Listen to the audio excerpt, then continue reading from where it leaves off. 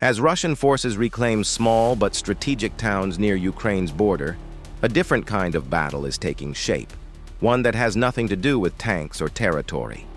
Buried beneath these advances lies something far more valuable: control over the pipelines that still feed Europe's energy grid. Is Moscow quietly setting the stage for a new energy war, one fought not with weapons, but with pressure gauges and gas valves?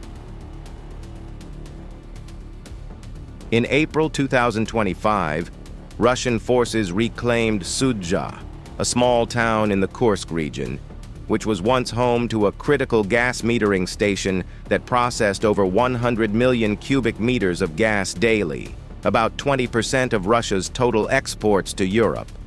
Although gas flows slowed after 2022, the station remains a crucial pressure point.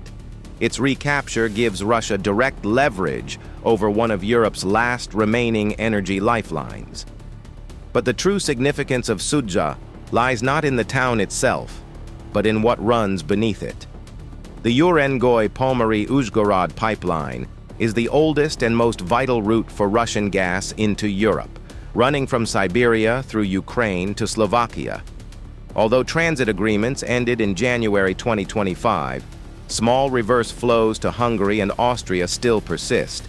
Ukraine's decision to destroy the Sudzha metering station in March was a direct attempt to block Russian access to this geopolitical choke point, leaving Europe vulnerable to Moscow's next move. With physical control over infrastructure in flux, Europe's next vulnerability might not be military, but seasonal. Europe is facing a dangerous energy crisis. Countries like Hungary, 80% Russian gas, and Slovakia, 60%, remain heavily dependent on Russian supply, and EU storage levels are dangerously low at just 57%, well short of the 80% target usually met by summer. The UK has issued emergency preparedness warnings for energy outages, urging citizens to stock up for a potential crisis. With winter approaching, gas volatility has already become a tool in Russia's diplomatic arsenal. But it's not just cold weather or supply gaps worrying Western capitals. It's the broader strategic picture coming into focus. Leaked U.S. cables show Washington's concern over Russian advances and pressure on Ukraine not to destroy critical compressor stations further west. Meanwhile, Europe's alternatives to Russian gas are running out of capacity. LNG terminals in Spain and France are near max capacity, and Algeria's gas exports to Italy have plateaued. With Russian gas still making up 15% of the EU's supply, energy security remains precarious, especially for landlocked states with limited alternatives. But the true significance of Sudzha lies not in the town itself, but in what runs beneath it. Russia has a long history of using gas infrastructure as a geopolitical weapon. The 2009 gas cutoff left 18 European countries without heating for weeks. The 2022 Nord Stream explosions disabled 110 billion cubic meters per year of supply to Germany, forcing Europe to pivot to LNG.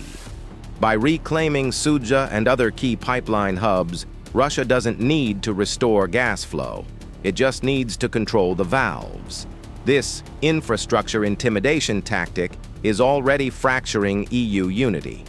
So while headlines talk tanks and territories, the real battlefield might be underground, where pressure gauges, old Soviet pipelines, and silent valves decide the next chapter of Europe's future.